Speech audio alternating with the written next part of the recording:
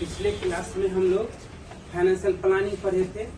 इस financial planning में हम लोग एक उसका देखे टॉपिक क्या, डिटर्मिनेशन ऑफ कैपिटल स्ट्रक्चर, है ना। तो उस कैपिटल स्ट्रक्चर में देखे थे, तो हम लोग वहां से मेनली क्या देखे थे, तो दो तरह के कैपिटल, एक फिक्स्ड कैपिटल और एक वर्किंग कैपिटल। ठीक है, तो आज उसी के बारे में हम लोग देखते हैं, फिक्स्ड कैपिटल और वर्किंग कैपिटल के बारे में। तो देखिए फिक्स्ड कैपिटल, हम जब बिजनेस रन करते हैं तो हमको बिजनेस करने के लिए land, building, plant and machinery, furniture, equipments, इन सब का जरूरत है। सबसे पहले बिजनेस स्टार्ट होने से पहले इन सब का जरूरत है, हमको इसको अरेंज करना पड़ेगा, है बस समझ में। तो इसके लिए अच्छा, इसके साथ साथ यानी कि ये land and building, plant and machinery, furniture and fixture, ये तो फिक्स्ड एसेट्स है। लेकिन इसके साथ साथ हमको इंटेंजिबल एसेट्स का भी जरूरत पड़ता है, जस्ट लाइक गुडविल। अगर गुडविल हमारा है तो मार्केट में अच्छा खासा हम प्रॉफिट अर्न कर पाएंगे। ठीक है, पेटेंट की भी जरूरत पड़ती है, कॉपीराइट की भी जरूरत पड़ती है। तो इन के लिए यानी कि टेंजेबल और इंटेंजिबल यानी फिक्स्ड एसेट्स यानी नॉन करेंट एसेट्स। तो नॉन करेंट एसेट्स जो जनरली बिजनेस में आता है यानी एक्वायर करता है, क्यों? ताकि वो बिजनेस का अर्निंग उससे बढ़े, रेवेन्यू बढ़े, इसके लिए। बात समझ में आए? ठीक है, वो इसके लिए नहीं जो परचेज किए और सेल कर देंगे, वो नहीं होता है। उसका मेन काम होता है फिक्स्ड एसेट्स का एक्वायर करने का मेन काम होता है जो बिजनेस एक्टिविटी आसानी से ऑपरेट हो, है ना, बिजनेस को रेवेन्यू अर्न करने में मदद मिले। ठीक है, तो इसके लिए जो कैपिटल अरेंजमेंट करते हैं, इसके लिए जो कैपिटल यानी कि ये फिक्स्ड एसेट्स के लिए जो हमको कैपिटल अरेंजमेंट करना पड़ता है वो कहलाता है फिक्स्ड कैपिटल। ठीक है, यानी कि फिक्स्ड कैपिटल मतलब fixed assets are purchased with the object of earning revenue directly or indirectly and not for the purpose of resale in the ordinary course of business। ये फिक्स्ड एसेट्स, अब इसके लिए यानी fixed capital is used to acquire fixed assets. Fixed assets मतलब non current assets, है ना, either ये tangible और इंटेंजेबल दोनों हो सकते हैं, which would serve the business for more than one accounting year। तो इस कैपिटल को हम लोग क्या बोलते हैं? Fixed capital. बात समझे? फिक्स्ड कैपिटल का फैक्टर्स अफेक्टिंग फिक्स्ड कैपिटल, यानी फिक्स्ड कैपिटल जो डिटरमाइन करते हैं हम लोग, तो ये किस किस फैक्टर पर डिपेंड करता है? तो सबसे पहले नेचर ऑफ बिजनेस, बिजनेस का नेचर कैसा है। अब अगर मान लीजिए हम मैन्युफैक्चरिंग इंडस्ट्री लगाना चाहते हैं तो हैवी इंडस्ट्री में यानी कि फिक्स्ड एसेट लगेगा। लेकिन अगर हम मान लीजिए सर्विस प्रोवाइड करना चाहते हैं तो उतना तो नहीं लगेगा। बस समझ में आया? अगर क्या कहते हैं, हम मैन्युफैक्चरिंग में भी बहुत तरह के कैटेगरी होता है ना। अगर जैसे कि हम मान लीजिए एग्रीकल्चर से रिलेटेड करना चाहते हैं या प्रोडक्शन से रिलेटेड करना चाहते हैं तो दोनों में भी फिक्स्ड कैपिटल की अलग अलग रिक्वायरमेंट होगी। तो ये डिपेंड करता है नेचर पर। Technique of production, technique of production, है ना। इसका मतलब 11th में हम लोग पढ़े थे, हम जो इंडस्ट्री लगाएंगे वो लेबर इंटेंसिव होगा या कैपिटल इंटेंसिव होगा। बात समझ में आया? अगर लेबर इंटेंसिव होगा तो ज्यादा फिक्स्ड कैपिटल की जरूरत हमको नहीं पड़ेगा। लेकिन अगर कैपिटल इंटेंसिव है तो यानी कि बड़े बड़े मशीनरी का यूज करना पड़ेगा आपको, तो वो देखना है। फिर scale of operation, scale of operation यानी कि आपका जो प्रोडक्ट है वो प्रोडक्ट आप किस लेवल पर करना चाहते हैं। एक लोकल मार्केट में आप अपना प्रोडक्ट देना चाहते हैं या डोमेस्टिक पूरा कंट्री में देना चाहते हैं या इम्पोर्ट एक्सपोर्ट भी करना चाहते हैं, तो उसके अनुसार से ना आपको करना पड़ेगा ऑपरेशन। प्रोडक्ट यानी कि जितना ज्यादा प्रोडक्ट करेंगे मशीनरी उतना ज्यादा कैपेसिटी का होना चाहिए, तो वो स्केल ऑफ ऑपरेशन के हिसाब से। फिर डाइवर्सिफिकेशन, डाइवर्सिफिकेशन मीन्स आप जो अपना बिजनेस कर रहे हैं उसका किस तरीके से, यानी कि आप मल्टीपर्पस यूज अगर करते हैं अपने मशीनरी का, मल्टीपर्पस यूज, ठीक है, यानी कि एक प्रोडक्शन की इसी का हम दूसरे प्रोडक्शन में भी कर लिए, तीसरे प्रोडक्शन में भी कर लिए, तो वो भी देखना होता है। तो डाइवर्सिफिकेशन। फिर मोड ऑफ फाइनेंस, यानी कि आप जो ये अरेंज करते हैं तो वो कैसे आएगा, इक्विटी या प्रीफरेंस या डिवेंचर या डेट फ्रॉम लोन यानी loan from bank, financial institution, इन सब के ऊपर भी डिपेंड करता है।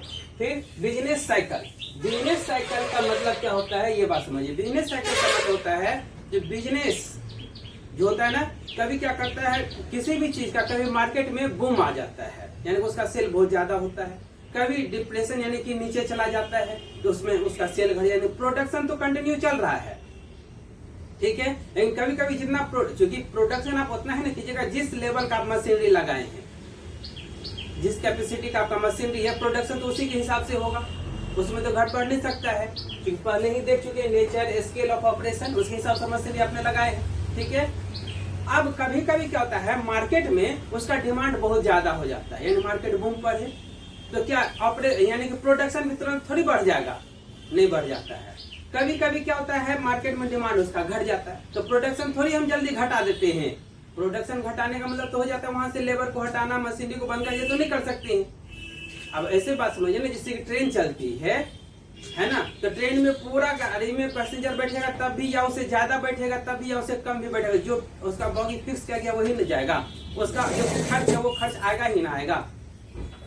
बात समझ में आया? तो यही बात होता है, यानी कि हमको ये बिजनेस साइकिल, यानी कि जब प्रोडक्शन से ज्यादा डिमांड होने लगता है, उसको बोलते हैं मार्केट बूम में है, बहुत ज्यादा मार्केट, तो उसको बोलते हैं क्या, प्रोग्रेसिव है। जब नीचे जा रहा है ना, तो इसको क्या बोलते हैं, डिप्रेशन हो गया है मार्केट, है ना, तो यानी रिसेशन आ गया है मार्केट में। तो ये जो ऊपर नीचे होते रहता है मार्केट, उसको बोलते हैं बिजनेस साइकिल। सरू वाला कट गया था, कहाँ कट गया? नया पीछे सर कुछ जोड़ लिया। हाँ, कहाँ से? वही से वर्किंग कैपिटल। यानी वर्किंग कैपिटल का मतलब क्या?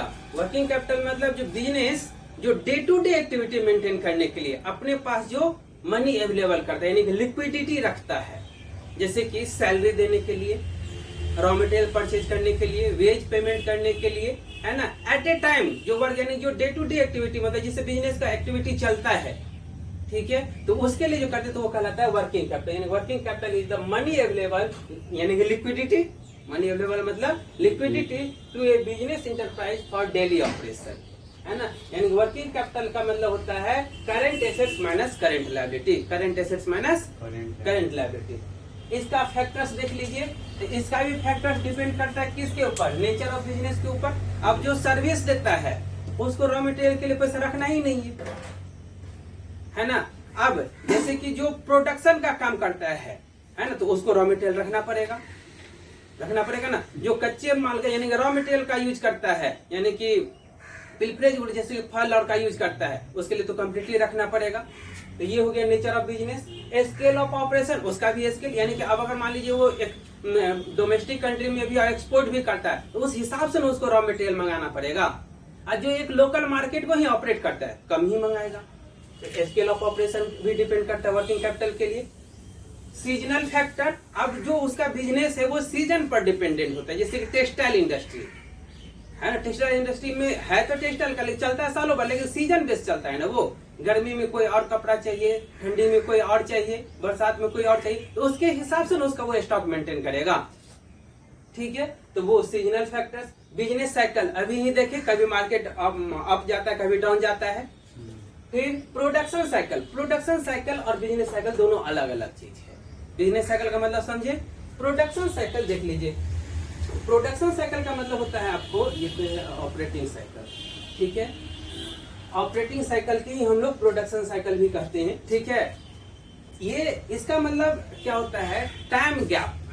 क्या होता है, टाइम गैप। अब जैसे कि हम जो बिजनेस कर रहे होते हैं, तो किसी से क्या करेंगे, रॉ मटेरियल खरीदेंगे, तो वो मान लीजिए हमने उसे उधार खरीदा क्रेडिट में, तो मेरा क्रेडिटर हो गया। अब उस रॉ मटेरियल पर क्या कीजिएगा, प्रोसेसिंग कीजिएगा, तो प्रोसेस करने में टाइम लगेगा ना, तब जाकर वो फिनिश गुड्स बनेगा, ठीक है।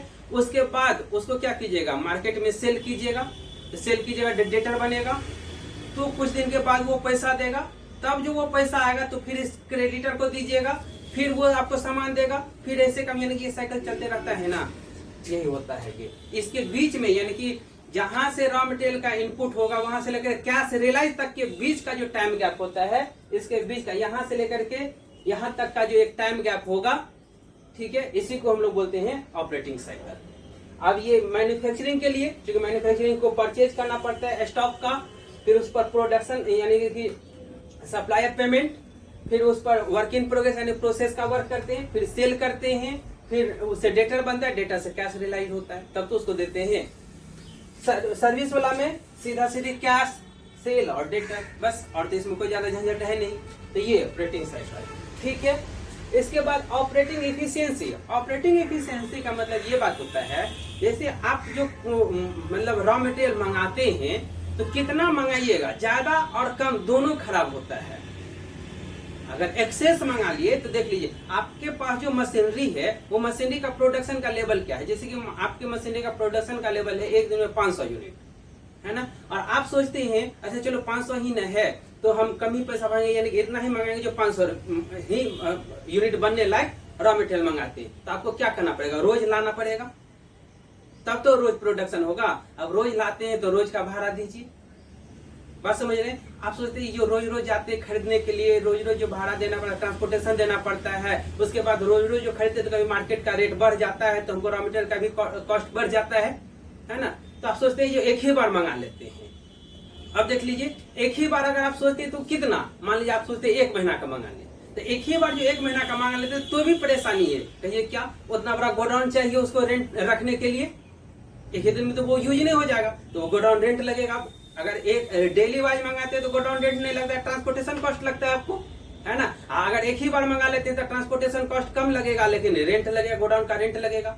उसके बाद इसमें भी तो फ्यूचर है, अगर मार्केट डिक्लाइन चला गया तब तो आज ही का रेट आपको लगेगा।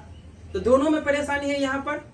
अगर वन टाइम मंगाते हैं तो भी ये होता है इसका एक टेक्निक। इसका मतलब क्या होता है, जो हम लोग क्या देखे इसमें, हम लोग देखे जो जनरली एक अगर फ्रीक्वेंटली मंगाते हैं तो ट्रांसपोर्टेशन कॉस्ट बढ़ जाता है ना, और वन टाइम मंगाते हैं तो गोडाउन रेंट।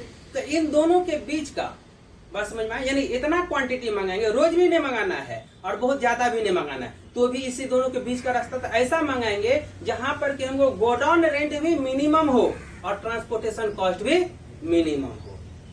बात समझ में आया। तो ये एक इकोनॉमिक ऑर्डर क्वांटिटी होता है, तो वो ये डिपेंड करता है किसके ऊपर, ऑपरेटिंग एफिशिएंसी के ऊपर।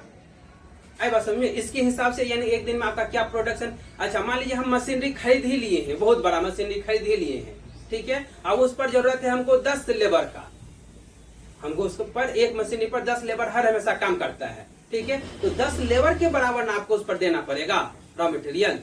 अब कम मंगाइएगा तो लेबर बैठेगा, फिक्स्ड कॉस्ट तो जो था वो तो चला ही गया है, लेकिन लेबर बैठेगा, ऑपरेटिंग साइकिल बढ़ेगा आपका। बस समझ रहे हैं, तो ये ऑपरेटिंग इफिशियंसी, ठीक है। इसके बाद होता है ग्रोथ प्रोस्पेक्ट्स, किस हिसाब से आपके बिजनेस का ग्रोथ है, आपका बिजनेस कहां तक जा सकता है, इसका क्या स्कोप है। ये फिर term of business. Term of business का मतलब होता है बहुत ऐसा बिजनेस है जो जनरली क्रेडिट बेसिस पर चलता है, बहुत ऐसा बिजनेस है जो जनरली क्या होता है, क्रेडिट बेसिस पर चलता है ना। अब बहुत ऐसा बिजनेस है जो कि आपको कैश बिजनेस करना पड़ता है, कैश मार्केटिंग ही करना पड़ता है। अब बहुत ऐसा होता है जिसमें आपको एडवांस देना होता है। बिजनेस का तरीका देखिए, बिजनेस जो आप करते हैं तो बहुत कुछ ऐसा होता है, जब आप बिजनेस कीजिएगा तो कुछ चीज ऐसे हैं जो कि रेयर मिलता है, अवेलेबिलिटी उसकी कमी है, तो उसको मंगाने के लिए ना आपको एडवांस पेमेंट करना पड़ता है सप्लायर को, ठीक है। कुछ ऐसे चीजें जो प्लेंटी ऑफ स्टॉक यानी कि प्रचुर मात्रा में मिलता है वो, तो उसके लिए हम उधार मंगा लेते हैं, वो देने के लिए तैयार होता है। अब कुछ ऐसा है जो कि कहता है कैश दीजिए तो दे देंगे तुरंत, तो सभी चीज के लिए अलग अलग बात हो जाती है ना। तो वो यानी कि टर्म्स ऑफ बिजनेस, कैसा है बिजनेस का टर्म एंड कंडीशन, बस समझिए। रेपुटेशन क्या है मार्केट में आपका, अगर आपका मार्केट में अच्छा खासा रेपुटेशन है तो आपके लिए सप्लाई बहुत ज्यादा हो जाएगा।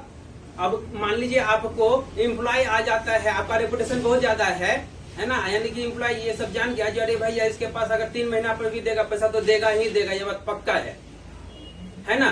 तो 3 महीना तक तो आप सैलरी पेमेंट के लिए निश्चिंत हो गए, है ना। सप्लायर है, आपको सोचता है अच्छा इसको दो ना, जितना मन मांगता है उतना ये दे दो, ये कभी इसके यहाँ पैसा डूबेगा नहीं, तो आपको रॉ मटेरियल के लिए पैसा तो उसमें नहीं फंसेगा, अवेलेबल हो गया है सारा चीज।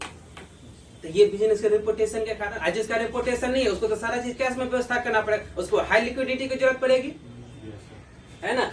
अवेलेबिलिटी ऑफ रॉ मटेरियल, अभी यही बात की हम लोग, जो जिस चीज का आप लोग प्रोडक्शन करना चाहते हैं उसका रॉ मटेरियल का क्या अवेलेबिलिटी है, वो आसानी से अवेलेबल है कि नहीं है, उसका क्या कहते हैं स्टोर आप कर सकते हैं कि नहीं कर सकते हैं, ये डिपेंड करता है। ये सब हो गया फैक्टर्स ऑफ वर्किंग कैपिटल, ठीक है, इस सब के ऊपर डिपेंड करता है। आपको बता दें आपके एग्जाम में डायरेक्ट क्वेश्चन इन दोनों में से एक जरूर पूछेगा, यानी कि what are the factors of, या तो फिक्स्ड कैपिटल नहीं तो वर्किंग कैपिटल, जरूर पूछेगा। 6 नंबर का क्वेश्चन ये होगा, तो यही पॉइंट लिखना है। 6 नंबर का पूछता है तो 6 पॉइंट लिखना होता है, ये बात याद रखिएगा। और 6 को 1 लाइन 2 लाइन में डिटेल करना होता है, बात समझ गए।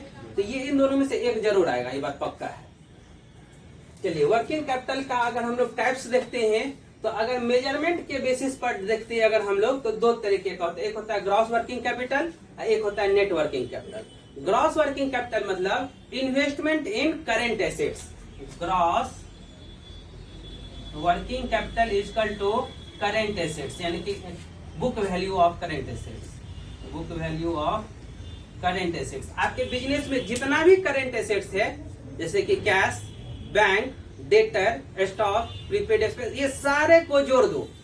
ये जो जोड़ने पर आता है उसी को बोलते हैं ग्रॉस वर्किंग कैपिटल।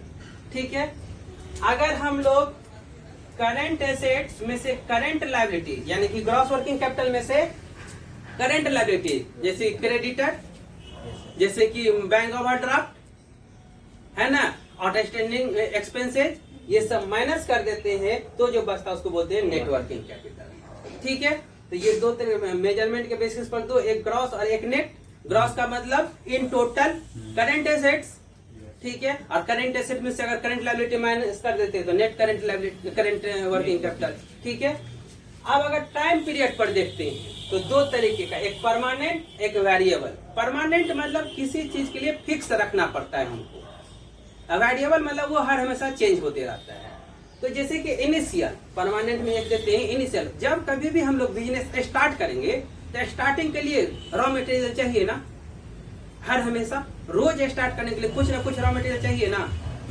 जैसे नया आज का ऑपरेशन कर लिए, अब कल कीजिएगा स्टार्टिंग, तो उसके लिए कुछ रॉ मटेरियल पहले से आज ही रख लेंगे कि नहीं, कि कल के ऊपर डिपेंड, जैसे कल मार्केट खुलेगी तो लाएंगे तो चालू करेंगे तो नहीं चल पाएगा।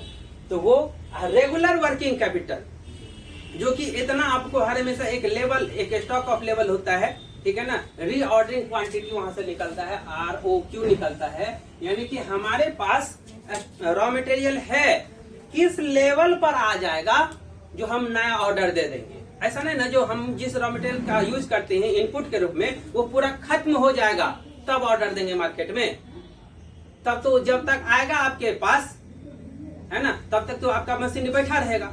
तो दैट मीन्स आप जिस रॉ मटेरियल का यूज इनपुट के रूप में करते हैं तो उसका एक आप क्या कहते हैं लेवल फिक्स कर लीजिए ना, क्या ये इस लेवल पर जैसे ही आएगा कि हमको ऑर्डर दे देना है। क्यों? ताकि ये रॉ मटेरियल खत्म होते होते हमारे गोडाउन में नया माल आ जाए, नया रॉ मटेरियल आ जाए। बात समझ में आया? तो ये रेगुलर के लिए। फिर वेरिएबल वर्किंग कैपिटल जो हर हमेशा चेंज होते रहता है। अब जैसे कि सीजनल, तो सीजनल तो चेंज होते ही रहेगा उसके हिसाब से, ये तो सीजन बेस्ड हो गया। और स्पेशल यानी कि कोई स्पेसिफिक ही आ जाता है, जैसे अभी कोरोना काल में है तो जितना भी मेडिसिन वाला सब है, सब अभी अपने आप को ज्यादातर कैपिटल किधर लगा दिया, मास्क बनाने में और सैनिटाइजर बनाने में, है ना। ये एक स्पेसिफिक है ना अभी इसके लिए, बात समझ रहे हैं। ये तो कोई ऐसा नहीं है, ये सीजनल भी नहीं है, ये स्पेसिफिक है, इसको करना है ये बात पीपीई किट बनाने में, ठीक है। तो ये है आपका वर्किंग कैपिटल का टाइप्स। तो ये आपका फिक्स्ड कैपिटल और वर्किंग कैपिटल, ये चैप्टर जो आपका फाइनेंशियल मैनेजमेंट, ये चैप्टर यहीं पर एंड होता है, ठीक है। हम इसका कुछ केस स्टडी बेस्ड क्वेश्चन भेज देंगे, उसका आप लोग सॉल्व कीजिएगा, ठीक। Thank you.